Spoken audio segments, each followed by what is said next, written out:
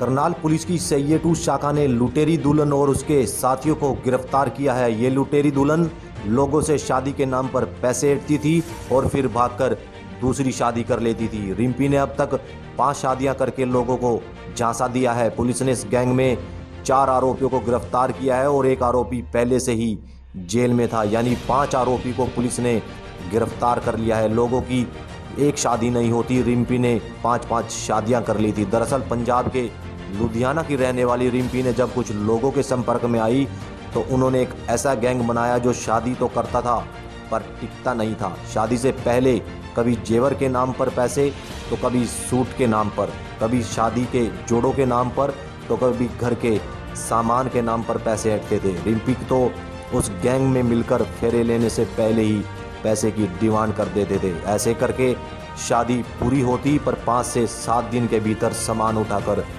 रफू चक्कर हो जाते थे ताकि अगले शिकार की तलाश की जा सके। मुकदमा दर्ज हुआ था शादी करने के बाद जो है लोगों को कि एक लेडी के साथ जो लुधियाना की रहने वाली है उसके साथ उन्होंने शादी करी थी और जब रिंग सेरेमनी हुई, सबसे पहले उनका रिश्ता तय हुआ, फिर रिंग सेरेमनी के लिए वो लोग गए हैं। लेकिन उसके बाद जैसे जैसे शादी की डेट नज़दीक आई उनसे पैसे की डिमांड्स वो करने लगे कि जैसे उन्होंने बारात से पहले कहा कि 4 दिन पहले की बारात का तो फिक्स हो गया जी, लेकिन हमें इस लड़की को जेवर दिलवाने हैं, कपड़े दिलवाने हैं, उसके लिए 2 लाख रुपए हमें दो। फिर जब शादी वाले दिन की लड़की को तब बिठाएंगे जी 1 लाख रुपए दो। इस तरीके से मतलब लास्ट टाइम तक वो उनसे पैसे ऐंठते रहे और लड़के वाले सिर्फ यूँ कि हमारी कार्ड बन चुके हैं समाज में, इज्जत को लेके वो लगातार उनको पैसे देते रहे। अब तक कितने लोगों को ठग चुका है गैंग?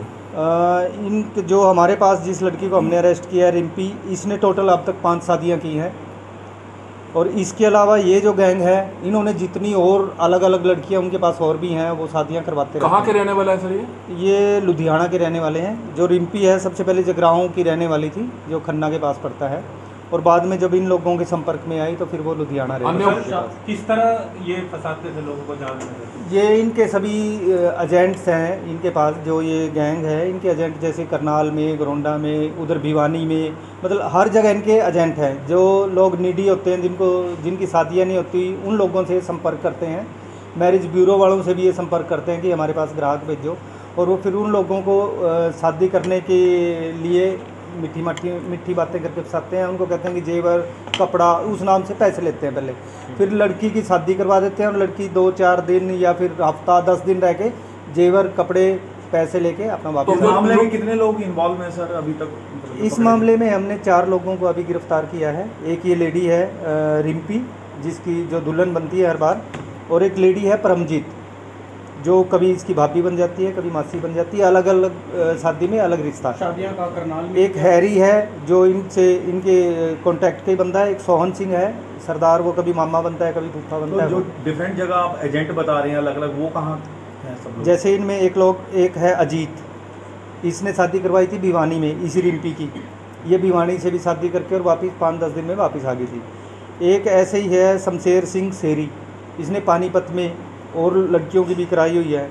एक संतोष राणा है जो अभी इसी केस में मतलब इसी जैसे केस में अरेस्ट किया गया था जिसको, और अभी जेल में है।